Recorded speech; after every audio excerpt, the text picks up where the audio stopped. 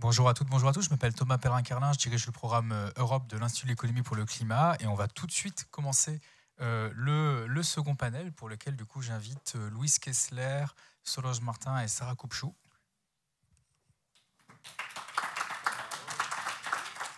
Et donc du coup, maintenant, on va parler d'un enjeu qui est un enjeu important, qui est l'enjeu de la justice sociale dans la transition énergétique et écologique au niveau européen. On a intitulé cette table ronde « La transition sera juste ou ne sera pas ?» point d'interrogation. C'est effectivement un thème qui est beaucoup monté en fait en 2018-2019 dans les débats européens. Et pour rentrer tout de suite dans le vif du sujet, je trouve ça toujours assez intéressant en fait, d'essayer de faire, si je puis dire, l'archéologie de l'origine d'une expression pour essayer de comprendre d'où est-ce qu'elle vient. Et pour commencer ce travail d'archéologue, on n'a pas une archéologue, mais on a une sociologue qui fait aussi l'archéologie du coup des concepts, donc Solange Martin de l'ADEME. Solange, j'aimerais savoir si vous pouvez un peu nous dire voilà, d'où vient ce terme à la base de transition juste, à quel moment de notre histoire humaine il est apparu. Alors, bonjour, merci beaucoup de l'invitation. Vous m'entendez là, c'est bon? Alors effectivement, transition juste, c'est une très vieille notion. Elle a 30 ans. Elle est inscrite dans des traités internationaux. C'est une notion qui est bien balisée de ce fait et qui voulait dire quelque chose d'assez qu'on a un petit peu oublié en France, en tout cas pas au niveau européen, mais en France, qui veut dire au départ que oui, la transition, on la fera. Alors, je vais vous expliquer d'où ça vient. Ça vient du syndicalisme américain des années 90. Donc, l'expression a été inventée par le président des syndicats des entreprises d'énergie et de chimie aux États-Unis, qui s'appelait Tony Mazzocchi, et qui a dit « Ok, la transition, je veux bien la faire », ce qui est déjà une position extrêmement différente de la position de principe du patronat et des syndicats de l'époque, qui était une obstruction systématique à toute régulation environnementale, au motif que ce serait incompatible avec l'activité. Donc lui déjà, il prend vraiment le contre-pied de ça, il dit ok, on l'a fait, mais en revanche, ça n'est pas aux salariés de payer par leur devenir professionnel le coût d'un air propre ou d'une eau pure.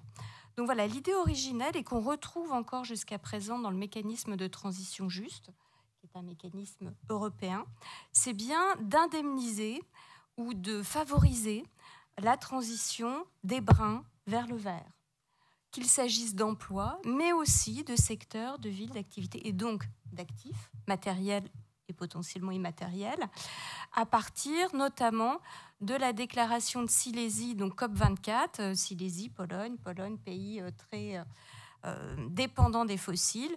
Et là, on élargit cet impératif de transition juste, donc d'accompagnement, de dédommagement des brins aux villes, secteurs et territoires très dépendants des fossiles. Et en France, les fonds de transition juste payent bien ça, la transition des industries lourdes très émettrices. Donc après, ça a un petit peu évolué. Et du coup, peut-être revenons un peu sur cette évolution. Donc, on a donc ce terme qui est issu du monde des syndicalistes états-uniens. Il arrive en Europe, il devient un sujet même de politique européenne, puisqu'on a même un fonds européen qui aujourd'hui s'appelle le Fonds de transition juste, et qui a une approche effectivement qui relève plutôt du deuxième volet que vous soulignez sur le territoire. Mais peut-être juste pour nous donner un peu deux visions, pas forcément en tout cas différentes, qui peuvent être complémentaires. Quelle est un peu la vision plutôt polonaise quand on dit transition juste en polonais? D'ailleurs, j'aurais dû demander la traduction, je ne sais pas comment on dit ça. Qu'est-ce qu'on entend dans ce débat-là? Et au contraire, en France, quand on dit transition juste, quels sont les imaginaires qui sont convoqués? Quels sont les types de défis auxquels on a tendance de parler?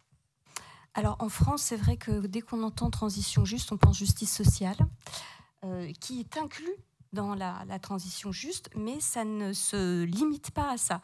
Alors déjà, cette notion, elle a été reprise par les organisations syndicales canadiennes, mais aussi européennes et mondiales, donc les confédérations européennes et internationales des syndicats.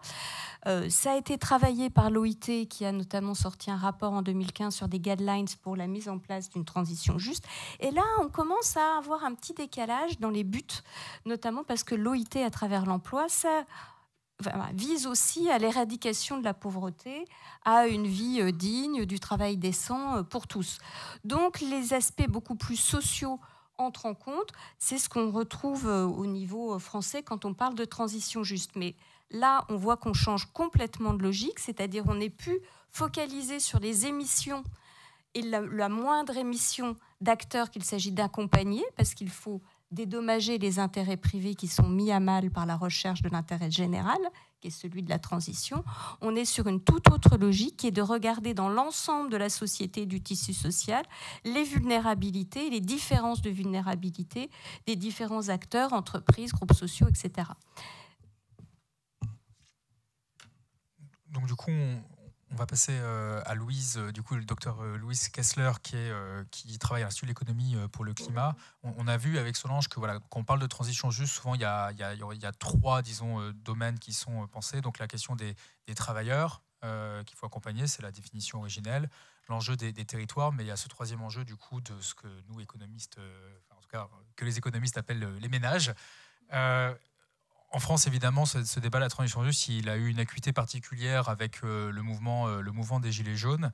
Et Louise, du coup, vous avez notamment contribué à une publication récente sur la question de l'accessibilité de la transition aux ménages. Est-ce que vous pouvez, pour commencer, nous dire quelles ont été les mesures mises en place en France, notamment depuis 2018, pour essayer de rendre la transition plus accessible aux ménages, et notamment aux ménages des classes moyennes ? Merci beaucoup Thomas, donc, bonjour à tous. Donc, le mouvement des Gilets jaunes trouve une de ses explications dans le fait qu'une partie de la population a eu le sentiment qu'on attendait d'elle à ce qu'elle s'engage dans la transition, mais elle n'avait pas les moyens de le faire. Donc, c'est-à-dire s'engager dans la transition, rénover son logement ou acheter un véhicule électrique. Il y a une expression qui a été utilisée à l'époque qui est celle de prisonnier énergétique. Et c'est vrai, en fait, en quelque sorte, en imposant des hausses de carburant, en fait, il y avait une certaine catégorie de ménages qui étaient prisonniers de leurs moyens de déplacement et qui n'avaient d'autre choix que de subir cette hausse du prix des carburants. Et donc, en fait, l'épisode des Gilets jaunes a eu le mérite de faire émerger cette notion d'accessibilité dans le débat en France. Donc, on a publié un rapport là-dessus l'année dernière. On va poursuivre les travaux cette année avec un observatoire de l'accessibilité. Donc, la notion d'accessibilité telle qu'on l'a définie, ici, c'est vraiment la question des conditions économiques qui sont nécessaires, mais non suffisantes, pour que les ménages puissent s'engager dans la transition. En fait, donc, pour revenir à ta question, Thomas, les Gilets jaunes et la crise de conscience que ce mouvement a engendré ont eu plusieurs conséquences. Tout d'abord, il y a eu un déplacement des politiques publiques, disons climatiques, des incitations vers l'achat plutôt que des incitations à l'usage. En fait, au lieu d'une fiscalité qui était sur les carburants, donc des incitations à l'usage, on est passé des incitations à l'achat, donc le renforcement par exemple des dispositifs de bonus-malus, pour que dès la décision d'achat, les ménages soient en mesure de faire les choix qui ensuite ne les placeront pas dans une situation contrainte. La deuxième conséquence du mouvement des Gilets jaunes a été l'augmentation des aides, notamment à la rénovation et à la mobilité bas carbone, et le recentrage de ces aides vers les ménages les plus modestes. Donc en fait, entre 2008 et 2023, on est passé des aides maximales pour la rénovation et la mobilité de 20 000 euros à 50 000 euros, alors que l'inflation sur la période était de l'ordre de 17%. Donc vous voyez, l'augmentation des aides a été bien supérieure à l'augmentation de l'inflation sur la période. Et ces aides ont été plus ciblées vers les ménages modestes. Aujourd'hui, en moyenne, donc vous pourrez trouver tous ces résultats dans le rapport qu'on a publié, les ménages modestes et les classes moyennes touchent à peu près 2 fois plus d'aides que les ménages aisés. Pardon, je dis touche, en fait c'est touche en théorie, ça ne veut pas dire qu'ils font autant appel aux aides que les ménages aisés, mais sur le papier, les ménages modestes et les classes moyennes ont théoriquement accès à 2 fois plus d'aides que les ménages aisés. Alors pour rentrer un peu dans le détail, souvent on essaie de diviser la population française en 10 déciles, allant du décile qui a le moins de revenus à celui qui a plus de revenus. Louise, est-ce que vous pouvez un peu détailler quels sont les défis d'accession à la transition pour les 67 millions de Françaises et de Français en fonction de leur position dans les différents déciles de revenus ? Tout à fait. Alors encore une fois, nous on s'est posé la question de l'accessibilité économique en quelque sorte pour ces ménages. Donc on laisse de côté tout ce qui est accompagnement, information, changement de comportement. Donc on a regardé ce que représentaient les aides pour les différents ménages par décile de revenus, et aujourd'hui en fait les aides elles représentent entre 25 et 60% de l'investissement qui est demandé aux ménages pour la rénovation énergétique et la mobilité. Pour les classes moyennes en particulier, la fourchette est de 26 à 55%. Donc ça c'est en fonction à la fois du revenu et de la configuration du ménage. Alors, en fait, ça signifie ensuite une fois qu'on a le montant de l'investissement demandé, on soustrait les aides disponibles et ça nous donne un reste à charge. En fait, on constate que le reste à charge, pour la plupart des ménages, se compte encore en dizaines de milliers d'euros et représente souvent bien plus d'une année de revenus. Donc là est la difficulté. Ceci dit, ce sont des investissements qui, pour la plupart, sont rentables. Le fait de rénover son logement entraîne des économies d'énergie, de la même façon que de passer à un véhicule électrique permet de faire des économies de carburant. Mais la question, c'est vraiment, aujourd'hui, pour les ménages, et c'est ce qu'on montre dans le rapport, c'est comment est-ce qu'on finance cet investissement initial dans la rénovation ou le véhicule électrique. Donc là, il y a des solutions qui existent de financement, notamment pour la rénovation. Donc par exemple, l'éco-prêt à taux zéro, qui peut aller jusqu'à 50 000 euros, donc qui est largement suffisant pour couvrir le reste à charge d'une rénovation globale dans la plupart des cas. Et on montre également dans le rapport que ensuite cet investissement est rentable pour une grande majorité de types de logements. Le problème, c'est qu'ensuite, même pour certains ménages, prendre un prêt aussi élevé de 50 000 euros, ça pose la question du taux d'endettement. Donc vous savez qu'il y a des contraintes en France sur le taux d'endettement des ménages à 35%. Donc nous on dit, voilà, il faudrait, sachant que la plupart des ménages ont quand même un prêt immobilier, il faudrait que le taux d'endettement lié à la rénovation ne dépasse pas 5%. Et c'est là où ça bloque. Donc en fait, aujourd'hui, qu'est-ce qu'on fait face à ce taux d'endettement qui est un point bloquant? Soit on augmente les subventions pour réduire l'emprunt qui est pris par le ménage, soit on change un peu les règles sur les taux d'endettement des ménages. Alors, et ça, c'était pour la rénovation. Peut-être pour la mobilité. Donc, la mobilité, c'est une situation un peu similaire, où il y a quand même des aides, il y a un reste à charge qui reste élevé. Aujourd'hui, pour les ménages aisés, c'est tout à fait rentable d'acquérir un véhicule électrique, surtout pour ceux qui sont suffisamment gros rouleurs. Le problème aujourd'hui, c'est qu'on le voit, il n'y a pas tellement de solutions de financement intéressantes pour l'achat d'un véhicule électrique.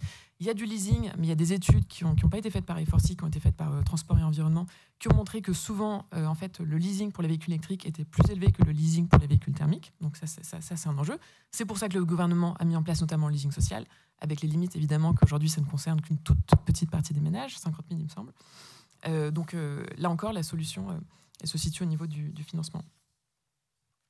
Merci beaucoup, Louise. On va revenir à Solange pour aller du coup au-delà de ces enjeux strictement économiques. Donc au-delà de la question des revenus qu'on vient d'évoquer, quels sont les autres facteurs qui font que certains ménages français ont une accessibilité plus ou moins grande à la capacité à faire leur propre transition et que d'autres en fait sont particulièrement aussi vulnérables aux évolutions liées, en tout cas aux effets secondaires, si je puis dire, de certaines politiques climatiques?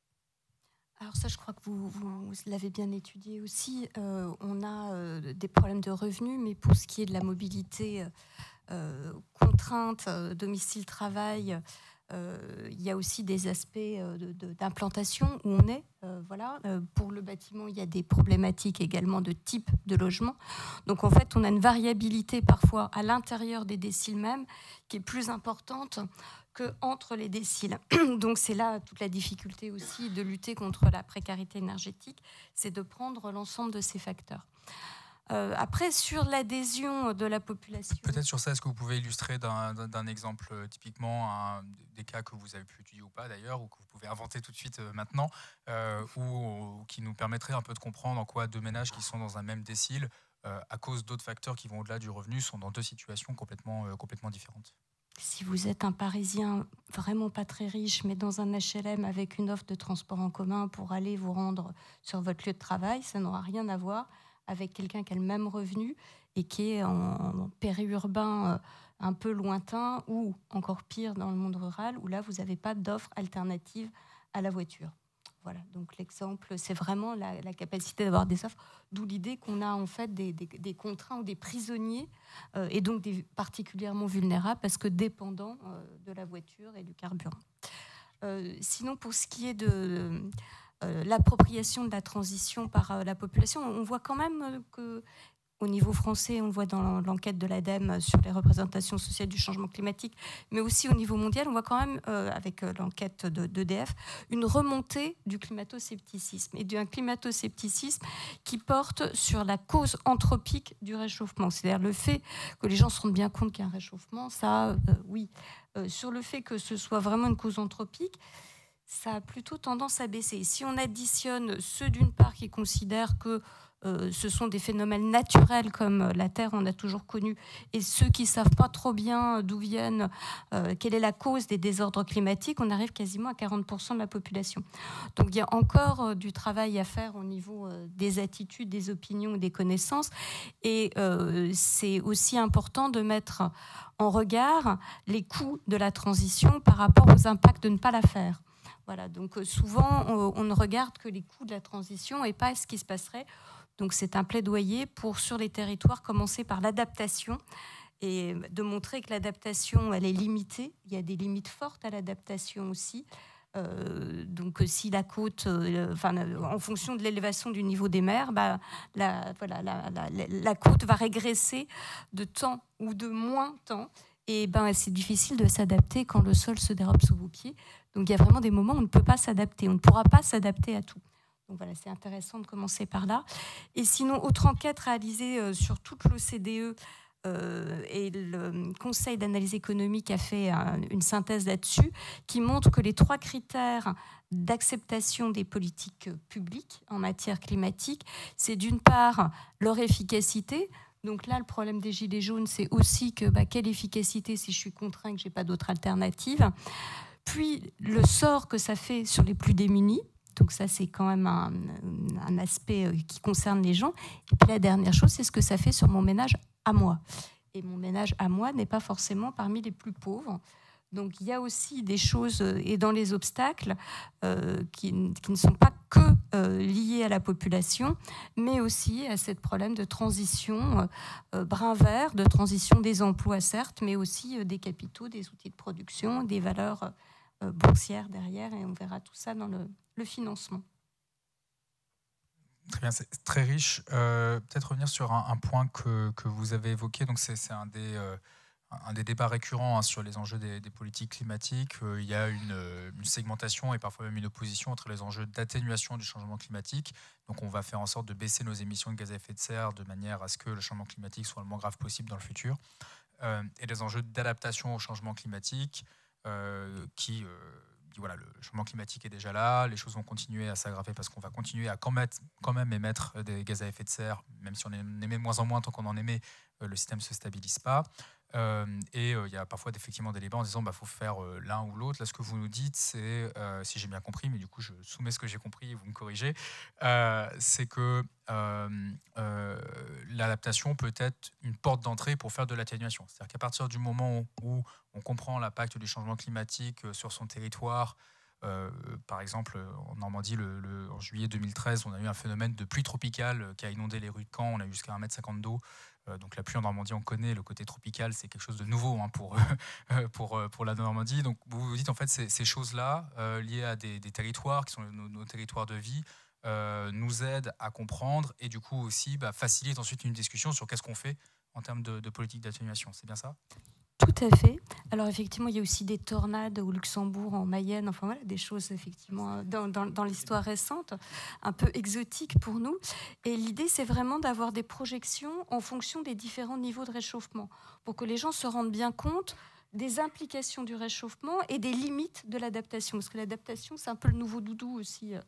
Ça permet de se dire qu'on va, finalement, on va s'adapter, ce ne sera pas si pire. Si. Il y a des choses sur lesquelles on ne pourra pas s'adapter. Et donc, d'avoir cette gradation-là est intéressante. Et j'en profite pour faire aussi une petite critique de votre titre. Parce que la transition sera juste ou ne sera pas est un oxymore et charrie quelque chose qui a été référencé comme une des causes maintenant de légitimation de l'inaction climatique. Ce serait l'injustice dont serait porteuse la transition.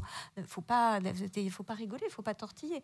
Il n'y a rien de plus injuste que de ne pas faire la transition, au regard des impacts futurs et du différentiel de vulnérabilité entre les populations, les pays, les groupes, mais aussi au sein de notre propre pays. Alors effectivement, on a un problème de justice pour plus tard par rapport à justice pour maintenant dans la conduite de la transition et dans les différents chemins de transition qu'on peut adapter au regard de leurs impacts aussi différenciés. Donc là, il y a bien une question de comment on conduit la transition et comment on la fait de manière le plus justement possible et comment on en débat de manière la plus démocratique possible. Parce que dans la transition juste, il est où le monsieur, je ne le vois plus, il y a aussi l'aspect, et ce dès le départ, d'avoir un dialogue social et une discussion la plus démocratique possible. Mais la transition sera juste ou ne sera pas est un oxymore. Pour expliciter pourquoi.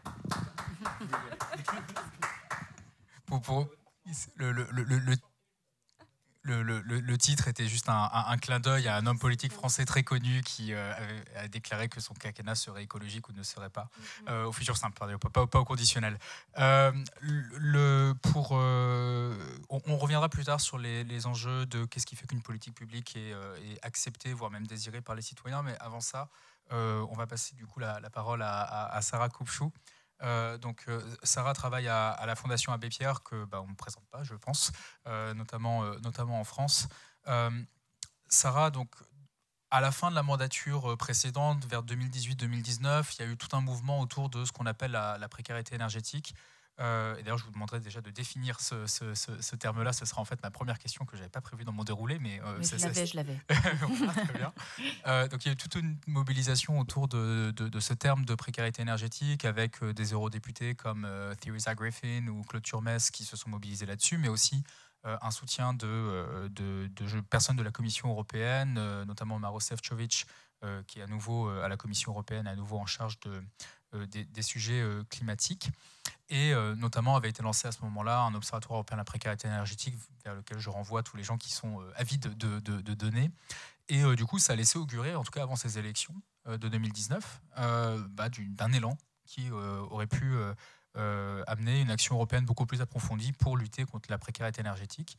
Donc, première question, Sarah, la précarité énergétique, c'est quoi ? Alors si je me réfère à l'Observatoire européen de la précarité énergétique, je pense qu'on est sur 4 bonnes dizaines de critères pour définir la précarité énergétique. Mais je vais faire ma juriste de base et vous reprendre la définition française qui est celle qu'on a l'habitude d'utiliser à la Fondation Abbé Pierre, sachant que je pose toujours ce contexte-là quand je me retrouve dans ce type de conférence où c'est beaucoup des acteurs de l'environnement, climat, etc., qui sont amenés à venir parler ou à venir écouter. C'est un domaine qui n'est pas notre domaine de spécialité. Notre domaine de spécialité, c'est le social et plus particulièrement le logement. Donc, je donne un petit peu ce contexte pour rappeler un petit peu mon point de vue.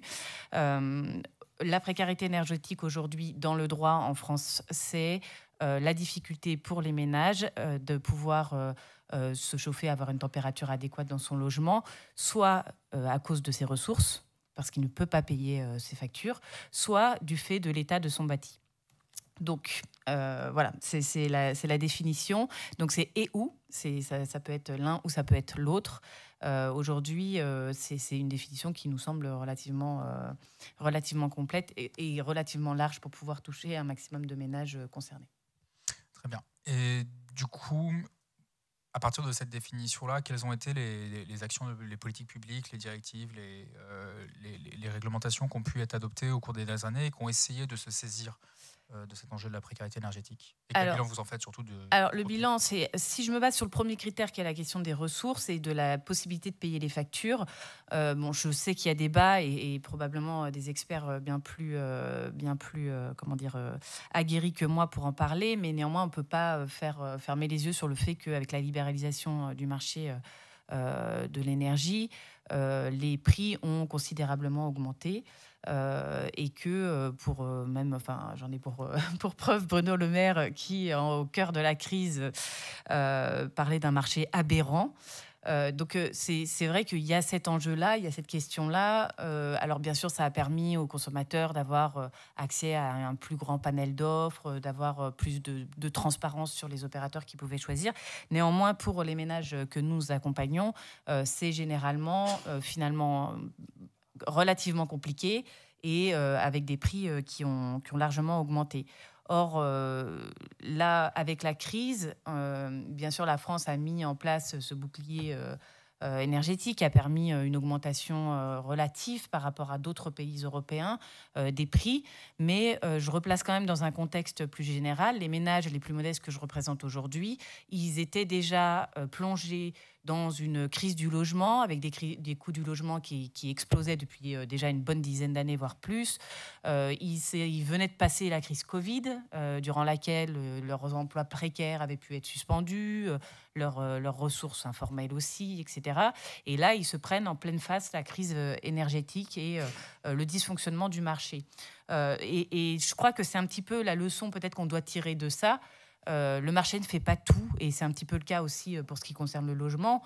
Dès lors qu'on touche à quelque chose qui est un bien fondamental, qui est un bien de première nécessité, finalement, c'est pas suffisant. Et l'Union européenne s'en sort face à ce marché en assouplissant ses règles et en permettant aux États finalement de pouvoir venir un petit peu soutenir les ménages pour éviter une catastrophe sociale.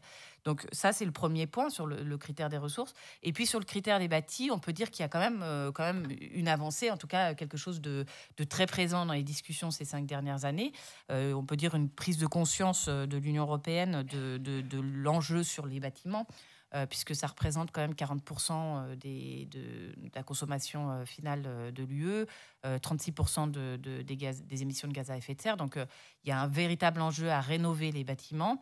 Mais aujourd'hui, bien qu'on ait eu une directive sur la performance énergétique des bâtiments qui était ambitieuse, avec des obligations de rénover que nous, on appelait de nos voeux, il reste un grand souci sur les garde-fous sociaux autour de la mise en œuvre de cette directive.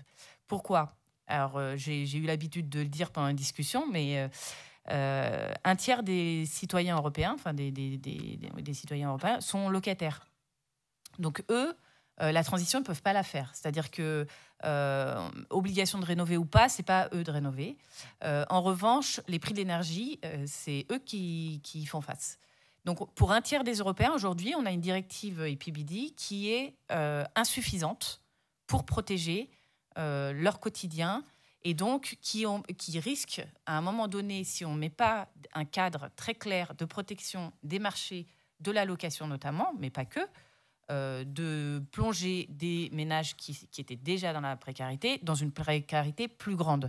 Et je pense que l'enjeu de l'acceptation de la transition, mais on pourra en rediscuter au cours de la discussion, il est aussi, est-ce que la transition, et c'est là que le terme transition juste aussi prend toute sa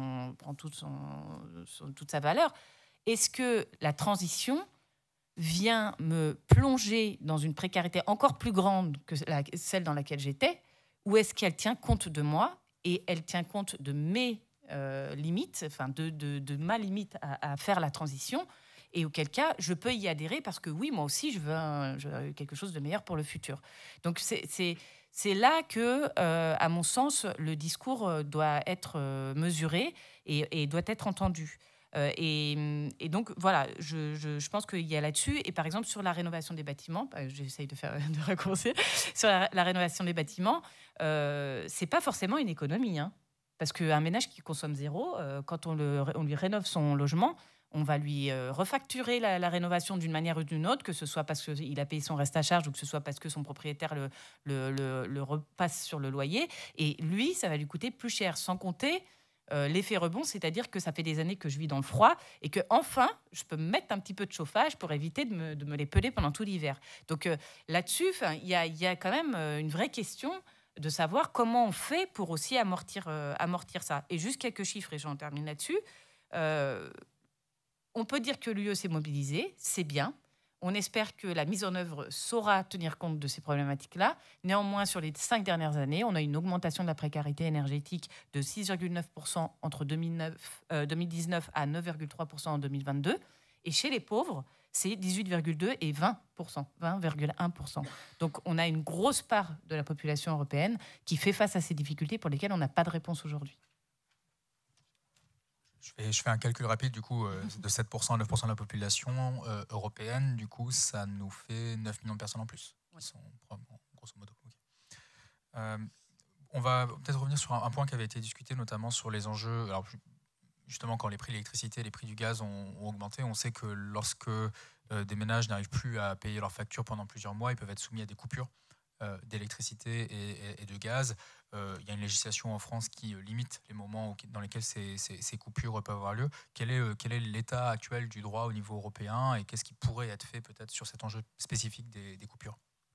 Alors là, par contre, on peut dire que le bilan est plutôt positif. Je le sais pour avoir été aux premières loges d'une campagne qu'on a menée avec plusieurs organisations de la société civile.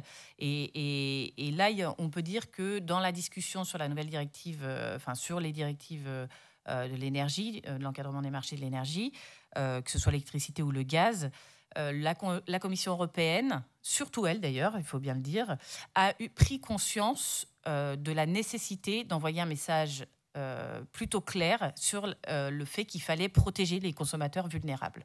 Donc ça, c'est quelque chose qu'on peut saluer. Ensuite, il y a eu les États membres en face pour lesquels c'était un petit peu moins évident. Mais quand même, il y a eu ce travail-là de fait.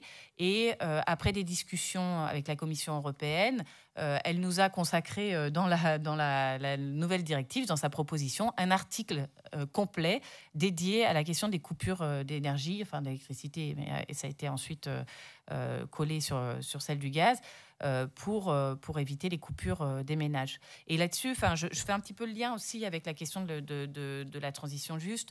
Il me semble que le succès de cette campagne, elle tenait aussi au fait qu'on a eu une coalition d'organisations très hétéroclite, c'est-à-dire qu'on avait à la fois des organisations nationales, des organisations européennes, des partis politiques de tous bords. On a eu aussi des associations qui luttaient contre la pauvreté, à côté d'organisations qui luttaient pour le climat, mais aussi des syndicats. Et ça a montré finalement que, dans cette campagne, la société civile parlait d'une seule voix. Et donc, si on veut admettre que tout le monde soit entendu dans cette transition, il faut aussi savoir, à un moment donné, créer des alliances telles que celle-ci et montrer que, quels que soient les intérêts qu'on a à défendre, on est capable, à un moment donné, de s'associer aux autres pour dire qu'on est d'accord pour que la transition se fasse de façon la plus juste possible. Et une dernière question sur un point qu'on n'a pas encore évoqué, mais qui est effectivement une des nouveautés des décisions européennes des dernières années, c'est le Fonds social climat. Oui. Donc le chiffre officiel, en tout cas de la Commission, mais à l'Institut de l'économie pour le climat, on aime bien calculer nous-mêmes les chiffres, mais on ne l'a pas encore fait pour celui-ci. L'ordre de grandeur, c'est 65 milliards d'euros sur 7 ans, donc une petite dizaine de milliards d'euros par an à l'échelle de l'Union européenne. Ce Fonds social climat, comment est-ce qu'il pourrait être utilisé pour concrètement aider des milliers, centaines de milliers, millions de personnes à sortir de la précarité énergétique ? Alors effectivement, ce Fonds social pour le climat, bien qu'on se soit réjoui de sa création, néanmoins on estime qu'il est quand même bien en deçà des besoins et qu'il est en plus les mécanismes qui permettent de l'abonder sont en tout cas pas du tout au point et à notre sens devrait être révisé. Ce fonds, il pourrait être par exemple abondé par ce qu'on appellerait une justice plus redistributive, mais il y a certains qui le chantent en commençant par taxons et qui finissent par les riches dans les manifestations. En tout cas, voilà, avoir une justice plus redistributive qui permette de cibler particulièrement les ménages les plus modestes et les plus fragiles, c'est-à-dire que quand je parle par exemple des locataires, ils sont considérés comme étant les plus fragiles parce qu'ils n'ont pas de moyens d'agir et que là, ils peuvent avoir besoin à un moment donné que des fonds soient dédiés à leur transition à eux, sachant qu'on rencontre quand même, et il ne faut pas l'oublier, et peut-être que ça fait un petit peu le lien avec ce que nous, on attend un peu de la prochaine mandature, on rencontre des fonds, il y en a eu quand même, il y en a, et c'est quelque chose qu'on peut saluer sur le dernier mandat. Néanmoins, on rencontre quand même de grandes difficultés à les faire redescendre sur les territoires et à les faire utiliser, notamment à destination des ménages les plus modestes. Donc le Fonds social pour le climat, il faudra être attentif à ce qu'il s'adresse aux plus vulnérables d'une part, et ensuite qu'il soit mis en œuvre correctement. C'est-à-dire que on sait que les ménages les plus modestes, ils ont des difficultés à accéder aux aides, ils ont besoin d'accompagnement, ils ont besoin d'avoir des relais très très locaux pour pouvoir travailler dans la dentelle et faire en sorte de faire des rénovations qui soient globales et pas seulement changer la chaudière en radiateur électrique qui va me coûter un bras aussi, et de pouvoir être accompagné et avoir un reste à charge le plus proche de zéro possible. Donc à notre sens, c'est ça qui devrait être ce sur quoi on devrait être vigilant. Merci. Et on va, juste avant de vous donner la parole et de vous laisser poser vos questions, une nouvelle question m'est venue en fait pour vous, Solange. Donc là, avec Louise, on a beaucoup parlé des classes moyennes, avec Sarah, des classes à faible revenu. Solange, est-ce que la transition juste est aussi un sujet pour les Européens, les plus fortunés, les Européens aux plus revenus, au plus grand patrimoine? Alors, je vais répondre en tant que sociologue et non pas en tant qu'économiste sur justice et perception de la justice. Donc, sans remettre absolument en cause la nécessité de mettre à l'abri les plus vulnérables et sans remettre en cause du tout la nécessité d'assurer une vie digne et décente pour l'ensemble de la population, la justice est aussi dans les écarts. C'est-à-dire dans le fait que tout le monde ne gagne pas pareil. Donc notamment à l'heure actuelle, depuis 2 ans, on a eu une augmentation, je crois, de 50% des personnes payées au SMIC. Ce qui veut dire que vous aviez, en France, vous aviez à peu près, vous aviez, je ne sais plus, de 12%, je crois, maintenant on est à 17% quasiment. Enfin, il faudrait vérifier les chiffres. C'est de cet ordre de grandeur. Et bien pour ceux qui maintenant se retrouvent payés au SMIC, c'est une extrême douleur. Parce qu'ils n'étaient pas en bas de l'échelle sociale des revenus et se retrouvent en bas de l'échelle sociale des revenus. Donc, ils sont certes très contents parce que le SMIC est indexé sur l'inflation, que les plus pauvres ne soient pas encore plus pauvres, mais en revanche, ils ne sont pas du tout contents de les avoir rejoints. Donc ça, ce qu'on observe en bas de l'échelle sociale, on peut aussi l'observer à tous les niveaux de l'échelle sociale. Il y a une loi qui n'a jamais déçu en sociologie, enfin une loi, une régularité, parce qu'on n'est pas dans la physique non plus, mais qui est que chaque groupe social essaye de se distinguer du groupe immédiatement inférieur à lui et d'imiter le groupe immédiatement supérieur à lui. Alors on ne veut pas tous être des Bill Gates, on sait bien que ce n'est pas possible. En revanche, ces phénomènes de déclassement et de sentiment de déclassement sont très importants et explique certainement aussi beaucoup les blocages sociaux à la transition à l'heure actuelle. Et donc, ça se joue sur l'ensemble de l'échelle sociale. Et ça peut même valoir pour le début du dernier décile de revenus, parce qu'il y a les revenus, mais on sait que l'essentiel des inégalités, c'est sur les patrimoines. Donc, à chaque fois, on regarde les déciles de revenus, mais voilà, entre quelqu'un qui a du patrimoine et qui n'en a pas en région parisienne, le début du 10e décile, c'est 3008, je crois, de revenus mensuels. Donc, à Paris, sans héritage, si vous voulez accéder à la propriété, c'est pas non plus... Le problème, c'est que dans ce dernier décile, il n'est pas borné, le dernier décile. C'est-à-dire tous les déciles, ils sont entre 0 et X milliers d'euros par mois. Le dernier, il est entre 3008 et...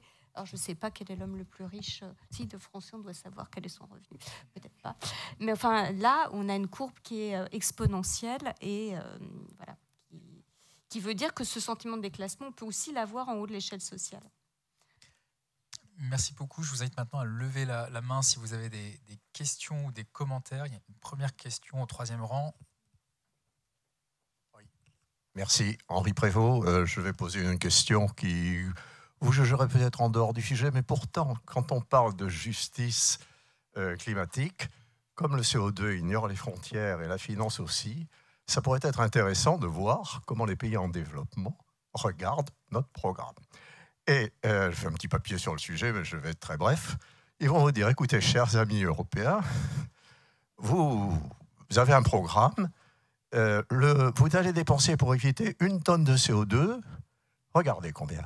Selon les cas, 200, 300, 900 euros par tonne de CO2. Hein, je peux vous le démontrer, voire au-delà. Bon. Nous, vous nous mettriez 10 fois moins, enfin 50 euros, 100 euros, et vous nous financez complètement un investissement, on le sait évidemment, les panneaux, les réseaux, les petits réseaux photovoltaïques en Afrique, etc. Vous nous financez complètement l'investissement qui nous évite d'avoir besoin d'un groupe électrogène ou bien de centrales au charbon ou de centrales au gaz, que nous allons évidemment faire. Le président du Sénégal l'a dit, on a le charbon sous les pieds, vous n'allez pas nous empêcher. Voilà. Donc, vous économiseriez, j'ai fait le calcul, si on reporte de 50 à 70 l'échéance, on économise 15 milliards d'euros par an. C'est démontré, c'est publié. Bon, on en mettrait 5 ou 10, on double l'aide au développement, c'est 10 milliards. On en met 5, on évite autant d'émissions en 2050 que si on a reporté l'échéance en 2070. Tout ça est démontré, argumenté. Il y a des logiciels de simulation que j'ai fait qui le démontrent. Voilà. Et ça ferait peut-être plus facile de convaincre les gens chez nous, parce qu'on aura dépensé moins, donc on pourra faire un peu plus de justice à l'intérieur de chez nous, de notre pays, puisqu'on aura dépensé moins. Voilà, c'est effarant de voir que l'on s'est donné des objectifs nationaux pour un problème, alors que le CO2 ignore les frontières. Il y a quelque chose là d'exaspérant. Et j'espère que vous tous qui êtes jeunes, vous prendrez ce sujet à bras-le-corps. Soyons neutres en carbone en 70, on aura suffisamment d'éolien, de photovoltaïque, de nucléaire, beaucoup plus qu'en 2050. Donc, on pourra mettre les logements en classe D et pas en classe B. 80 TWh des différents d'électricité et beaucoup d'économies. 15 milliards par an. Sur 30 ans, 450 milliards. Mettez ça dans vos réflexions. Alors, il se trouve que Louis Kessler dirige aussi nos activités à l'international, mais il y avait une autre question.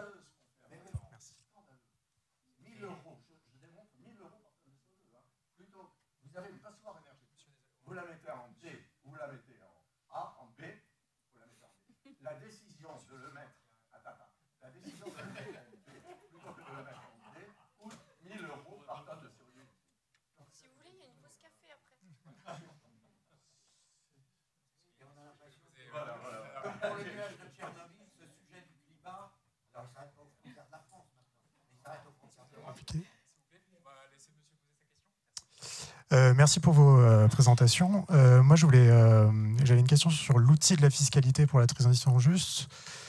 Il y a la taxe carbone pour les automobilistes qui est gelée depuis 2018. Là, il y a eu un événement plus récent qui est la question du GNR pour les agriculteurs. Mais là, à la différence des ménages, normalement, cette suppression de la niche GNR devait être à coût nul pour les agriculteurs. On devait tout ce que le gain supplémentaire de fiscalité pour l'État devait être intégralement redistribué aux agriculteurs pour justement qu'ils fassent la transition du pétrole vers des énergies décarbonées. Et on a vu que ça a été un des éléments déclencheurs de la crise et des mobilisations des agriculteurs récemment. Donc, est-ce que la fiscalité, le prix, c'est pas le bon outil? Est-ce que c'est parce que, comme vous parliez tout à l'heure de prisonniers énergétiques, ça concernait des personnes qui sont dans la ruralité et qui n'ont pas le choix d'utiliser ces outils-là, donc il y a un problème de substitution. Enfin, qu'est-ce qui peut expliquer ce problème qu'à chaque fois, ou en tout cas les événements récents, quand on joue sur la fiscalité ou sur le signal prix, il y a un blocage et ça ne marche pas. Il y a aussi une étude de l'adresse qui a montré que récemment, que même si on augmentait la fiscalité sur les énergies brunes et qu'en inverse, on demandait aux gens est-ce que si on vous baisse la TVA ou on vous baisse l'impôt sur le revenu, est-ce que ça vous va? Et la plupart des gens ne sont pas d'accord avec ça. Donc voilà, c'est une question sur la fiscalité et le signal prix. Merci. Merci. Et il y avait 2 questions de l'autre côté. Bonjour, Aline Brachet, journaliste pour AEF Info. Je voulais revenir sur le Fonds social pour le climat. Votre affirmation, vous disiez que le mécanisme n'était pas au point, qu'il devait être revu. Quelles peuvent être les pistes de révision? Il y a eu beaucoup de débats au moment du vote du règlement sur le fonds social pour savoir quel était le juste montant, quelles étaient les sources de financement. Est-ce que vous pouvez nous en dire plus, évoquer éventuellement des pistes de financement? C'est peut-être la table ronde d'après, mais merci. Et une dernière question. Merci beaucoup pour l'intervention. J'ai l'impression que quand on lit la presse économique et les milieux économiques de manière générale, il y a un discours de plus en plus fort d'un sentiment de déclassement de l'Europe par rapport notamment aux États-Unis, mais même par rapport à d'autres économies qui émergent, ce qui fait un peu écho à ce que vous disiez sur le décile d'au-dessus est toujours mieux. Moi, je me pose la question, que finalement la transition coûte quand même souvent de l'argent, et dans quelle mesure est-ce qu'il y a un moment, les Européens ne finiront pas par dire stop si ils ont le sentiment de ne pas réussir suffisamment au niveau économique, quoi.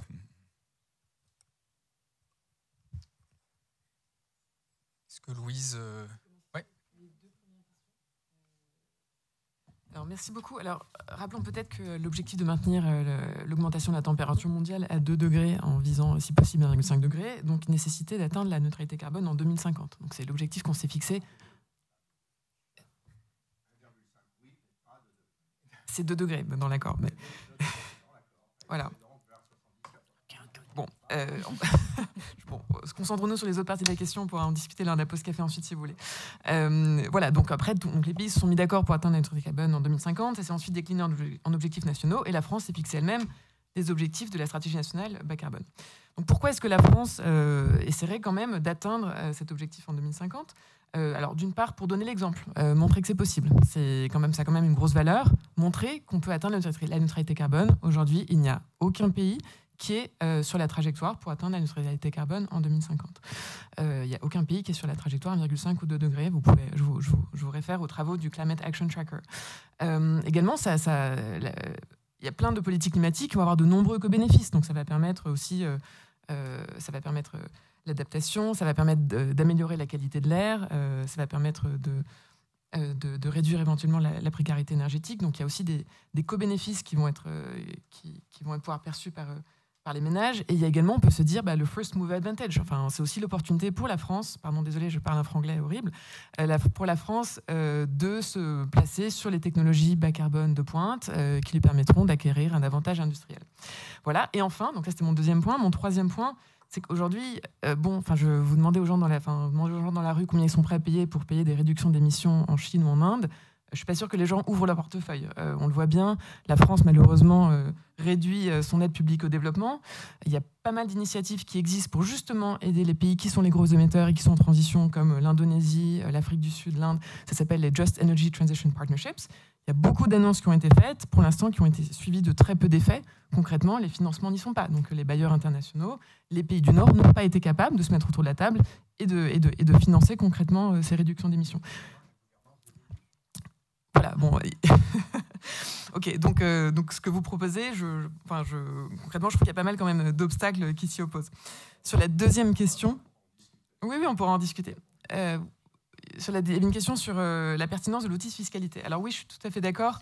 C'est facile de dire qu'il faut réformer les niches fiscales. Dans les faits, c'est très compliqué. Parce qu'effectivement, on a fait un travail de recensement des niches fiscales défavorables au climat chez I4C. On atteint à peu près 17 milliards d'euros par an. Bon, c'était il y a 2 ans. Ça n'incluait pas le bouclier tarifaire.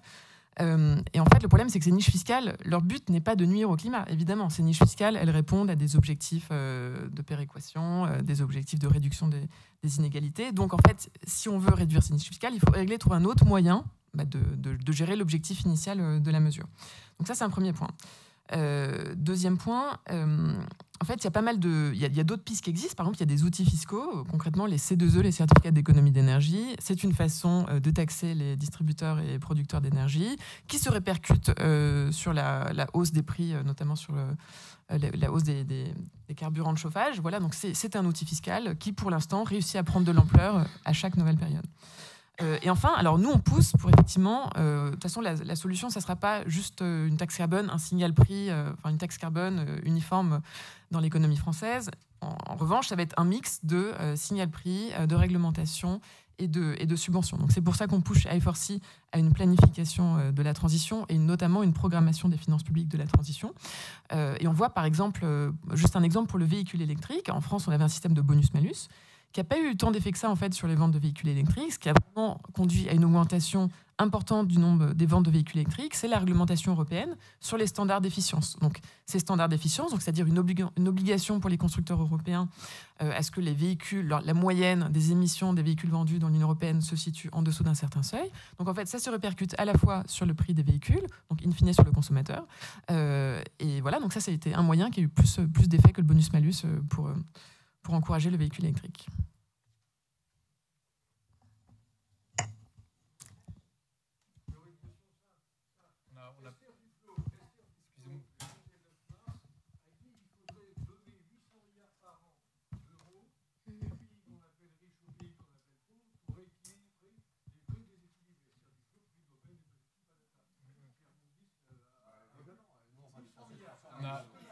Merci. Monsieur, s'il vous plaît.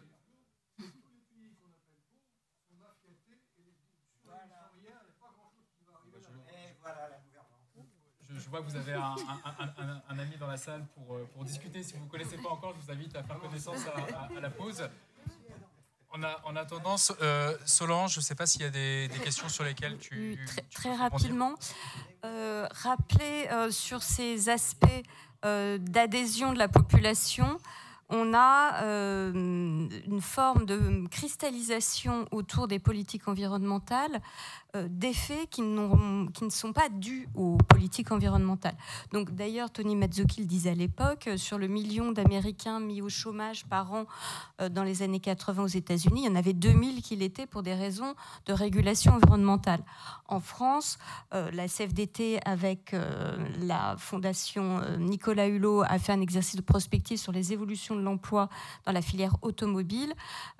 C'est potentiellement 10 000 emplois qu'on va perdre sur la filière moteur, ce qui n'a rien à voir avec les 100 000 emplois perdus ces dernières décennies pour des raisons de restructuration des chaînes de valeur et de désindustrialisation de la France. Donc sur les revenus, c'est pareil. À l'ADEME, on a fait un certain nombre de scénarios et tous se traduisent par des gains en emploi au final et par des gains potentiels aussi sur le revenu. Sauf peut-être, mais ça c'est en 2050, sauf peut-être celui de la sobriété massive et très rapide. Mais sinon, au final, on y gagne. Voilà. C'est juste que pendant la période, il peut y avoir des coûts différents entre les catégories de population. Et ça, ça tombe dans un contexte où s'il y a 50% de smicards en plus depuis 2 ans, c'est pas la transition qui les fait. Donc il y a plein d'autres facteurs et phénomènes d'évolution qui pèsent sur les revenus, sur la cohésion sociale, sur la vitalité démocratique du pays, sur le sentiment qu'on a tous un collectif et qu'il faut y participer et en prendre soin, qui n'ont rien à voir avec la transition, mais que la transition, elle en paye le prix à l'heure actuelle et c'est bien peut-être le plus grand danger. Merci Solange. Sarah, le mot de la fin. Voilà, dur exercice. Sinon, je vais le faire. Non, simplement peut-être. Il y avait une question sur le financement aussi du Fonds social pour le climat, je crois. Je pense que peut-être que la question est venue de réfléchir au budget de l'UE, la façon dont il est construit et la possibilité éventuelle de solliciter des ressources propres à travers la taxation des fournisseurs d'énergie ou que je disais un petit peu en riant, taxons les riches, mais voilà, en tout cas qui puisse permettre une redistribution un peu meilleure. Évidemment, il y a aussi la possibilité de raccrocher le Fonds social pour le climat sur le TS1 avec ce que ça engendre comme difficulté, parce que ça peut vouloir dire aussi déshabiller l'un pour habiller l'autre, donc c'est pas évident. Mais les propositions, je crois, dans le panel politique ne manquent pas et à la charge des institutions de faire le travail. Et voilà. Et juste pour conclure sur cette question des inégalités aussi, je pense que pour une part des ménages et les plus modestes, malheureusement, eux, ils n'ont pas de décile en dessous duquel descendre. Et donc, finalement, ce qui pointe, c'est une réelle crise sociale et qui a déjà débuté avec beaucoup de monde aussi et qui n'a rien à voir avec la transition. Enfin, je veux dire, qui est pas due à la transition, mais qui, en tout cas, peut avoir des conséquences si on n'y prête pas garde très, très désastreuses. Voilà, des ménages qui pointent de plus en plus à l'aide alimentaire, un nombre de personnes sans domicile qui augmente en Europe. Et donc, si on n'est pas attentif, c'est le risque. Voilà. Solange, 30 secondes. 30 secondes maxi. De même que la transition est en elle-même déjà juste, la conduite de la transition, les chemins, ça c'est une autre question, la transition est déjà rentable. C'est-à-dire tout, on le sait depuis le rapport Stern, et on a fait une étude sur les risques actuellement financiers de l'inaction climatique, c'est beaucoup plus cher que la transition elle-même. Voilà. Donc, ne pas oublier ces éléments-là. Alors après, c'est une question du court-termisme, voilà, ou de voir un tout petit peu plus loin que l'année et les mandats électoraux qui se succèdent. Voilà. Merci beaucoup. Je vous invite à m'accompagner pour applaudir du coup nos 3 panélistes.